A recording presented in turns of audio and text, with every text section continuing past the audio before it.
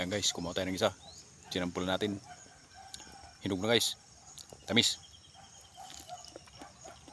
Sariwa. Yung puno niya.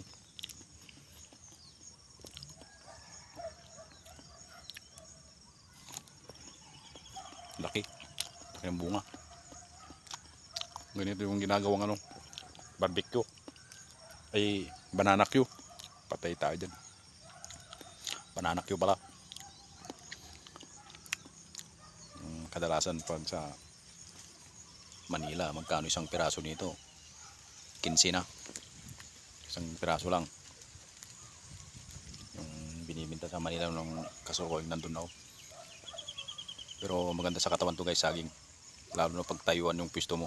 Katulad ko dati na sa mall ako nakasain. Maganda to. Kasi ng paa. Pampatigas, sabi nila. Saka maraming calcium to guys. Okay, thank you for watching guys. Sana hindi kayo magsasawa sa aking video. God bless us all. Alright.